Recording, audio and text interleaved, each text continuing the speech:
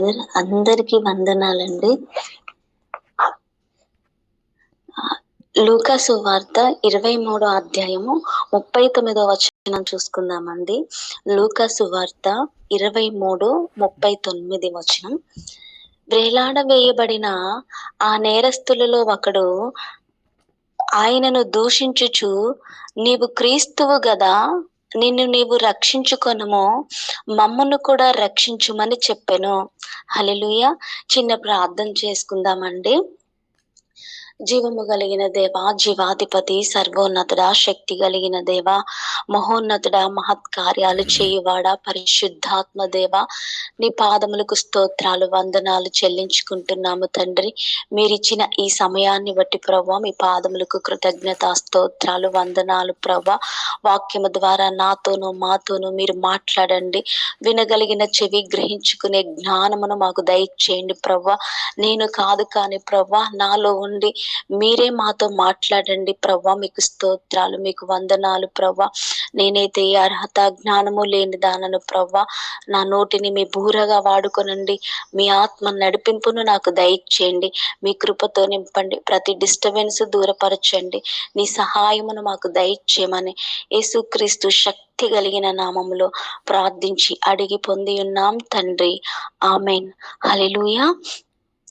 లూకా సువార్త 23:39 వచనములో, వేలాడవేయబడిన ఆ నేరస్తులలో ఒకడు ఆయనను దూషించుచు, నీవు క్రీస్తువు గదా, నిన్ను నీవు రక్షించుకొనుము, మమ్మను కూడా రక్షించుము అని చెప్తున్నాడు.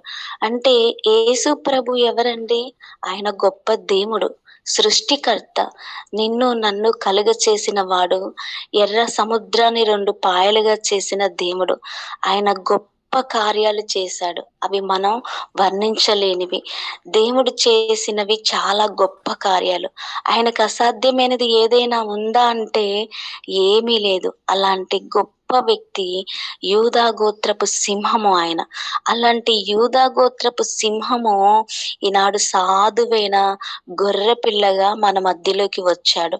అయితే ఆయన సాధువైన గొర్రె పిల్లగా, ప్రేమ స్వరూపిగా మనుషుల మధ్యలోకి వచ్చినప్పుడు మనుషులమైన మనం ఏం చేశామంటే ఆయనను దూషించుటకును, సిలువ వేయుటకును, అవమానాలకు, అపహాస్యాలకు, దుష్టాత్మలతో ప్రేరేపింపబడిన వారై దేవుణ్ణి సిలువకు అప్పగించారు.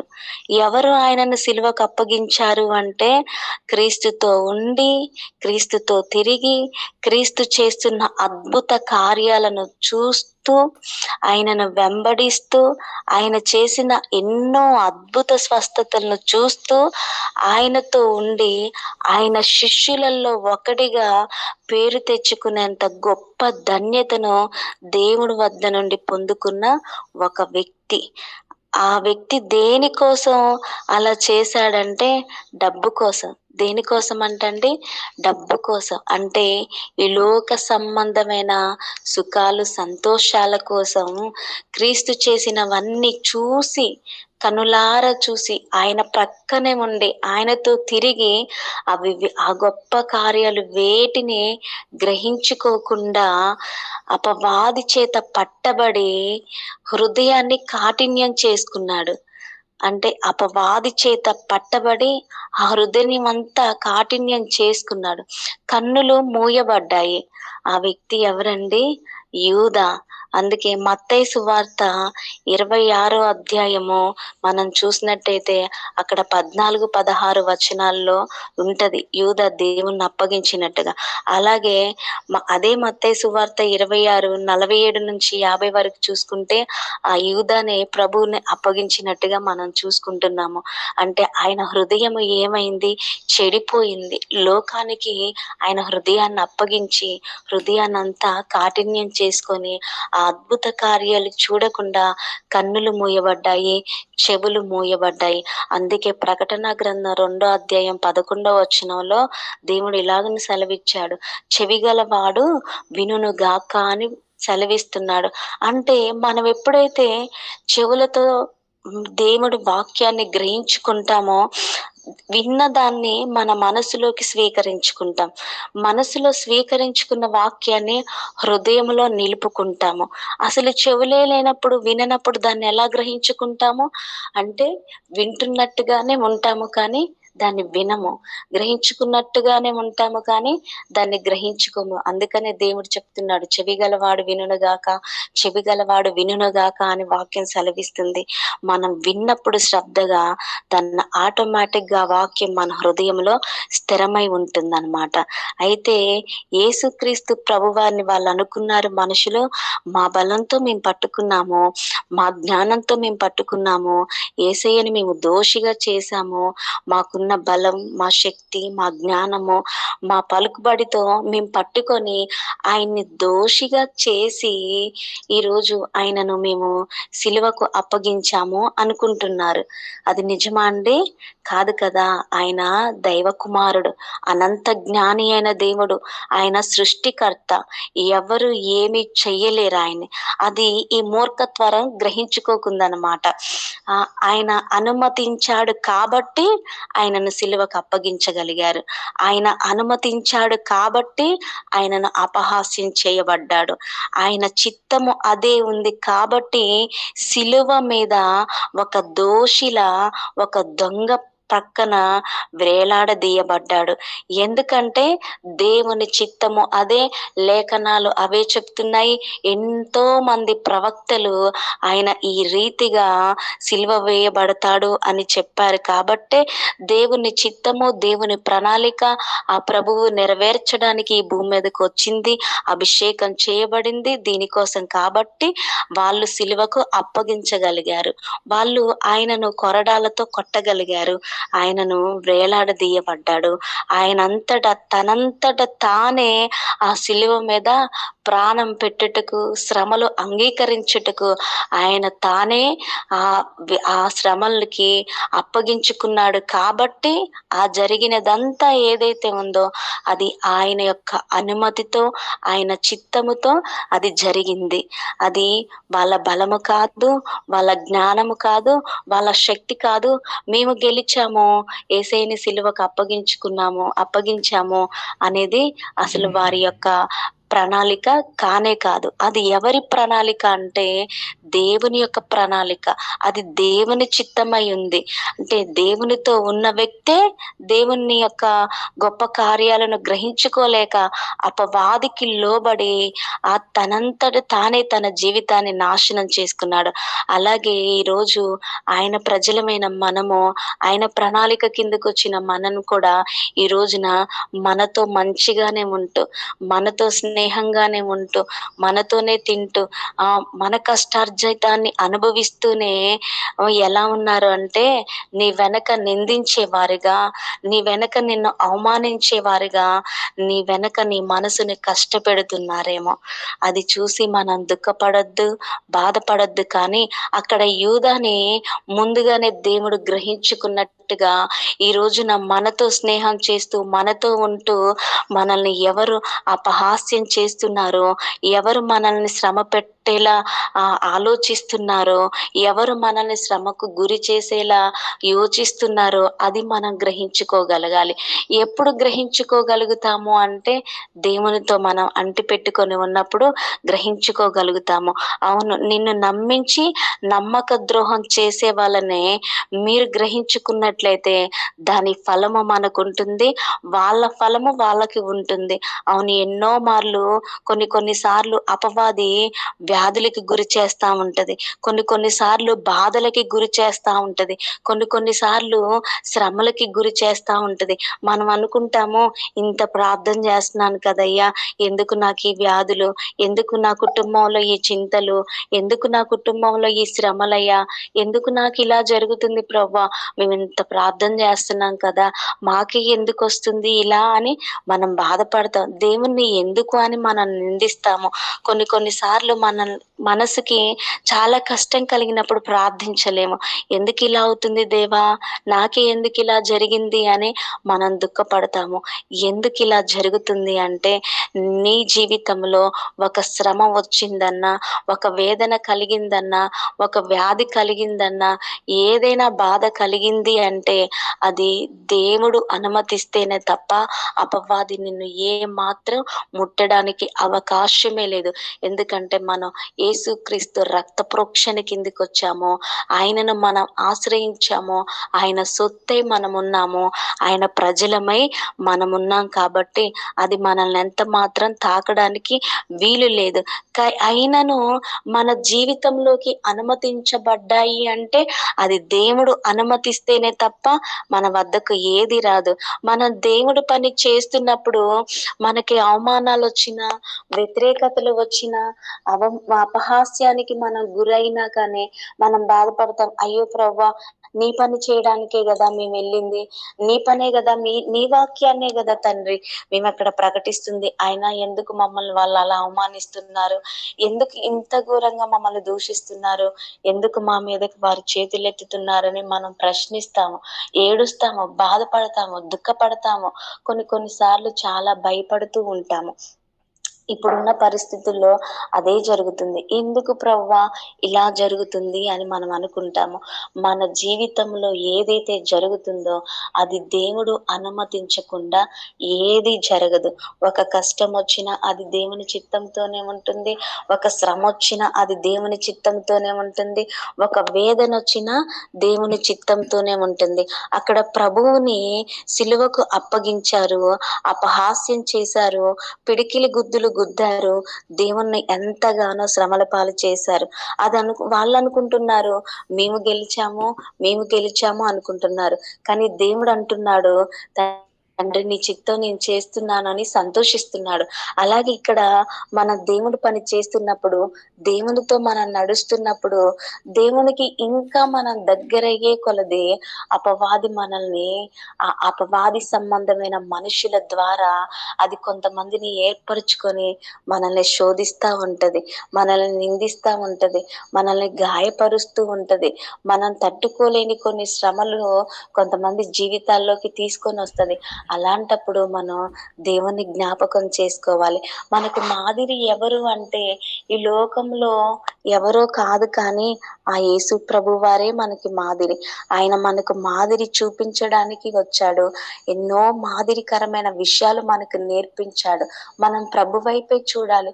ఈ భూమి మీద ఉన్న ఏ ఒక్క మనుషుల వైపు చూసినా మనం కొన్ని సార్లు వాళ్ళ బలహీనతలను చూసి మనం కూడా బలహీనలమైపోతామేమో.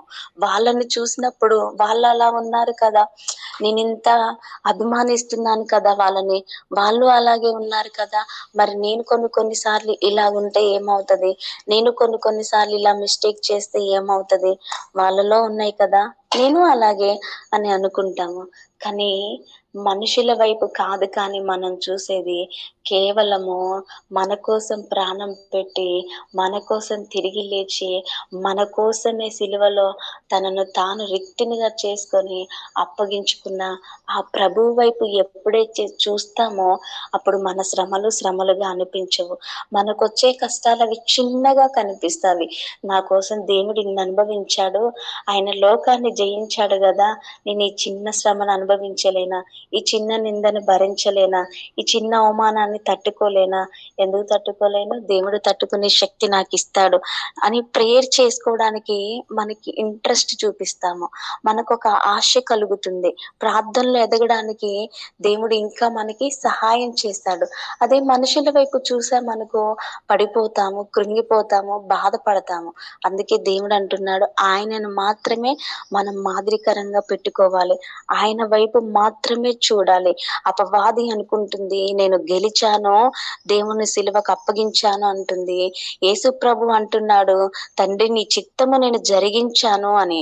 అలాగే ఈరోజు మనకి ఏదైతే ఎదురవుతున్నాయో, ఏదైతే వస్తున్నాయో, నాకే ఎందుకు ఇలా వస్తున్నాయి ప్రవ్వా?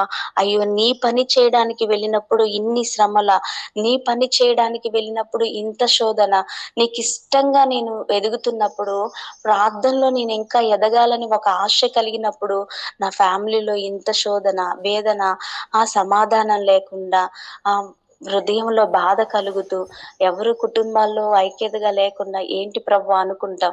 కానీ ఏదైతే జరుగుతుందో అది మన మేలుకే. మనం ఇంకా దేవునికి సమీపంగా రావడానికి, ఇంకా మన ప్రార్థన జీవితాన్ని పెంచుకోవడానికి, ఇంకా దేవునితో మనం అంటుకట్టుకొని ఉండడానికి, ఇంకా దేవునికి అత్యంత సమీపముగా మనం రావడానికి దేవుడు మనకి అనుమతించాడు. ఈరోజు దేవుని బిడ్డలకు ఏదైతే జరుగుతుందో, దేవుని చిత్తము లేకుండా, దేవుని ప్రణాళిక లేకుండా ఏ ఒక్కరు కూడా దేవుని బిడ్డల మీద చెయ్యి వేయలేరు. ఏ ఒక్కరు కూడా వాళ్ళని అవమానించలేరు. ఏ ఒక్కరు కూడా వాళ్ళని అపహాస్యం చేయలేరు. వారు చేస్తున్న సేవను ఆటంకపరచలేరు. అది దేవుడు అనుమతిస్తేనే. అది కూడా దేవుడు ఎందుకు అనుమతించాడు అంటే అది మన మేలుకే, మన ఆశీర్వాదాల కొరకే దేవుడు అనుమతిస్తాడు. ఎందుకంతగా అనుమతిస్తాడంటే మనం సహించగలిగినంత కంటేనే, సహించగలిగినంతని ఇస్తాడు. కానీ మనం సహించలేనంత భారమైన శ్రమలు, మనం తట్టుకోలేనంత వేదన ఆయన మనకు కలుగ చేయడు. ఏదో వింత కలిగిందని మీరు అనుకుంటున్నారా అని దేవుని వాక్యంలో ఉంటది కదా. మనం ఏదైతే తట్టుకోగలుగుతామో, ఏదైతే సహించుకోగలుగుతామో, ఏది తట్టుకొని సహించి మరలా దేవునికి సమీపముగా వచ్చి మనము కోల్పోయిన వాటికంటే రెట్టింపును పొందుకోవడానికి దేవుడు ఈ రీతిగా మనల్ని నడిపిస్తాడు. రెండే రెండు కారణాలు. ఒకటి, శ్రమల పాలయ్యాము అంటే అది మన లోపం వల్ల, మన హృదయంలో వచ్చే ఆశలు, ఆలోచనల వల్ల, అపవాది చేత ఈర్వబడడం అన్నా కావాలి, లేదా దేవుని చిత్తంతోనన్నా జరగాలి. అది మనకి తెలిసిపోతుంది. మనం దేవునికి సమీపముగా, దేవునికి ఇష్టముగా, దేవునికి దగ్గరగా మనం మనకి శ్రమలు వస్తున్నాయి అంటే అది మన మేలు కొరకు, మన దీవెనల కొరకు, మనల్ని దేవుడు గొప్ప చేయడానికి అనుకోవాలి. అలా వచ్చినప్పుడు దేవునికి సమీపముగా లేము కాబట్టే ఇవి వచ్చాయి అనుకోవాలి. దేవునికి సమీపముగా ఉన్నప్పుడు వస్తాయి, దేవునికి దూరమైనప్పుడు వస్తాయి. ఎప్పుడు వచ్చాయో ఈ శ్రమలను మనం గ్రహించుకొని, మనల్ని మనం సరి చేసుకొని దేవుని వైపు చూసినప్పుడు దేవుడు మనల్ని గొప్పగా ఆశీర్వదిస్తాడు. ప్రతిదీ జయించే శక్తి మనకిస్తాడు. ప్రతిదీ తట్టుకునే శక్తి మనకిస్తాడు. అవమానించిన వాళ్ళ ఎదుట, అపహాస్యం చేయబడిన వారి ఎదుట దేవుడు మన తలను లేవనెత్తుతాడు. ఎవరైతే మనల్ని ఏలెత్తి చూపారో వాళ్ళే మన దగ్గరకు వచ్చి, అమ్మ మాకు ప్రార్థన చేయండి, పాస్టర్ గారు మాకు ప్రార్థన చేయండి అని ప్రార్థన చేయించుకునే స్థితిలో దేవుడు మనల్ని ఉంచుతాడు. ఆ శిలువ మీద యేసు ప్రభు వారు మౌనంగా భరించారు. ఆయన దేవుడుగా, క్రీస్తుగా, ఈ ప్రపంచమంతా ఆయనను ఆరాధించే ప్రభువుగా ఆయన తిరిగి లేచాడు. ఆయన ప్రజలుగా మనకు కొన్ని సార్లు కొన్ని వేదనలు, శ్రమలు ఎదురైనప్పుడు మనం కూడా మౌనంగా దేవుని వైపు చూస్తూ, ప్రభువా ఇది నీ చిత్తం అయితే సహించే మనసు నాకివ్వు. మా కుటుంబంలో ఇది ఉందా, ఈ బాధ ఉందా, ఈ వ్యాధి ఉందా, ఈ శోధన ఉందా, ఈ శ్రమలు ఉన్నాయా, మేము ప్రేమించే వాళ్ళే మా మనసుని గాయపరుస్తున్నారా, మేము పోషించే వాళ్ళే మా హృదయాన్ని దుఃఖపరుస్తున్నారా, నేను ఎంతగా అవమానించే వాళ్ళే నన్ను అర్థం చేసుకోవట్లేదా అని మనకు కొన్నిసార్లు ఇలాంటి పరిస్థితులు ఎదురైనప్పుడు మౌనంగా దేవుని వైపు చూస్తూ, ఆయనను మనకు మాదిరికరంగా చేసుకొని మౌనాన్ని పాటిస్తూ దేవుణ్ణి ఆరాధించినప్పుడు అవన్నీ దేవుడు తీసివేస్తాడు. మనం ఎక్కలేనంత ఎత్తైన కొండ మీద దేవుడు మనల్ని నిలబెడతాడు. ఒక గొప్ప కృపలోకి మనల్ని నడిపిస్తాడు. ఒక గొప్ప ఖ్యాతిని దేవుడు మనకిస్తాడు. అయితే మన జీవితంలోకి ఏదైనా అనుమతించబడింది అంటే అది దేవుని చిత్తంతో అనుమతించబడిందా, లేక నా బలహీనతల వల్ల అనుమతించబడిందా అని మనం గ్రహించుకున్నప్పుడు ఖచ్చితంగా దేవునికి మనం సమీపంగా వస్తాము. ఆయన ఆశీర్వాదాల్లోకి, ఆయన అభిషేకము పొందుకునే విధంగా దేవుని మనల్ని నడిపిస్తాడు. దేవుడు అక్కడ శ్రమలకు ఆయనే అప్పగించుకున్నాడు కాబట్టే వాళ్ళు సిలువ వేయబడ్డారు. ఇక్కడ దేవుని ప్రజలకు ఏదైనా నిందలు, శోధనలు కలిగే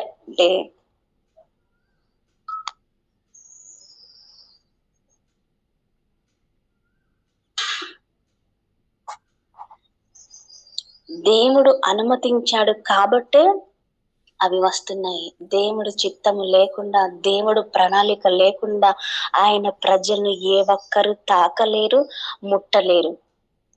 దేవుడు అంత కృప, అంత ఖ్యాతి, అంత ప్రొటెక్షన్ దేవుని ప్రజలకి ఆయన ఇచ్చాడు. ఇప్పుడు ఏదైతే మనం అనుభవిస్తున్నామో, ఏదైతే చూస్తున్నామో, ఏదైతే ఫేస్ చేస్తున్నామో, అది ఏదైనా దేవుని చిత్తముతోనే వస్తుంది, దేవుని ప్రణాళికతోనే వస్తుందా, మన క్రియల వల్ల వస్తుందా అని మనం గ్రహించుకున్నప్పుడు దేవుడు ఖచ్చితంగా మనల్ని ఆయన కృపలోకి, ఆయన అభిషేకం పొందుకునే విధంగా, ఆయన ఆశీర్వాదాలు పొందుకునే విధంగా వస్తుంది.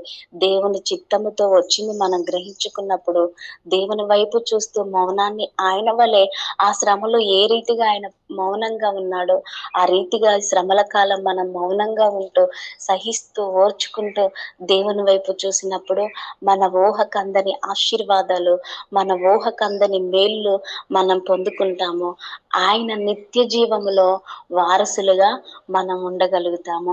ఏదైనా దేవుని చిత్తము, దేవుని చిత్తానికి, ఆయన ప్రణాళికకి మనల్ని అప్పగించుకున్నప్పుడు దేవుడే మన చుట్టూ, మనకు కలిగిన సమస్తము చుట్టూ ఆయన అగ్ని కంచె వేసి మనల్ని కాపాడుతాడు, మనల్ని మేలులతో నింపుతాడు. కానీ అపవాదికి ఎంత మాత్రం అప్పగించడు. అపవాది మనల్ని బాధ పెట్టేలా, మనల్ని శ్రమల పాలు చేసేలా, మనం తట్టుకోలేని శ్రమలకు గురి చేసేలా దేవుడు ఎంత మాత్రమూ చెయ్యడు. దేవుడు అలా మనల్ని ఎంత మాత్రం దుఃఖపెట్టడు. మనకి ఏది చేసినా ఆయన మన మేలు కోసం, మన దీవెనల కోసం, మన క్షేమము కోసమే చేస్తాడు. ఒకటి మన జీవితంలో అనుమతించబడింది అంటే దేవానికి స్తోత్రం, ఇది నాకు మేలుగా, దీవెనకరంగా, నీ రాజ్య వారసురాలుగా ఇది వచ్చింది దేవా అని అనేంత కృపలోకి మనం నడవగలగాలి, అంత ధైర్యంలోకి మనం రాగలగాలి. అది కేవలం దేవుని దగ్గర నుండే వస్తుంది. దేవా అట్టి కృప, అట్టి ధన్యత, అట్టి కనికరము, అట్టి స్టామినా మాకు దయచేయండి, నీ అభిషేకము దయచేయండి ప్రభా అని మనం అడిగినప్పుడు ఖచ్చితంగా దేవుడిస్తాడు. ఏదైనా మన జీవితంలోకి అనుమతించబడిందంటే అది దేవునికే స్తోత్రం. ఎందుకంటే ఆయన మన చుట్టూ ఆయన అగ్ని కంచె వేశాడు, మనల్ని మేలులతో నింపుతాడు. అపవాది ఎదుట, దాని సంబంధమైన మనుషులు ఎదుట దేవుడు మనల్ని తలగానే ఉంచుతాడు. హల్లెలూయా. అవును, దేవుడు అంత కృప కలిగిన దేవుడు, అంత ప్రేమ స్వరూపుడు. ఆయన ప్రేమను మనం అర్థం చేసుకొని ఆయన వైపు చూచినప్పుడు దేవుడు గొప్ప కార్యాలు మన కుటుంబాల్లో జరిగిస్తాడు. హల్లెలూయా.